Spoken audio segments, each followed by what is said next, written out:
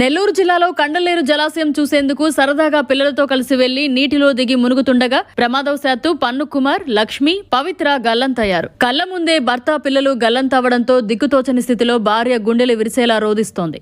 చెన్నైకి చెందిన పన్ను కుమార్ పొట్టకూటి కోసం నెల్లూరు జిల్లా చేజర్ల మండలం కొల్లపనాయుడుపల్లిలో నివాసం ఏర్పరచుకుని చుట్టుపక్కల గ్రామాల్లోని అంగళ్లకు తినుబండారాలు అమ్ముకుంటూ జీవనం సాగిస్తున్నారు. మంగళవారం మధ్యాహ్నం పన్ను కుమార్ కుటుంబంతో కలిసి కండలేరు డ్యాం చూసేందుకు వెళ్లి అక్కడ నీటిలో దిగి పిల్లలతో కలిసి ఆడుతుండగా ప్రమాదవశాత్తు నీటిలో గల్లంతయ్యారు.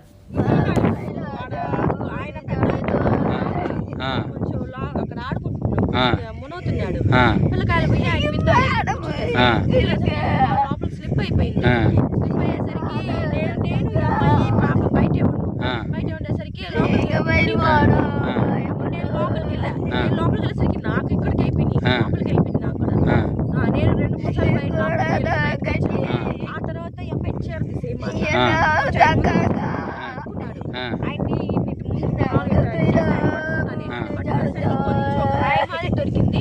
ఆ రాయి మీద నేను కాలు పెట్టా.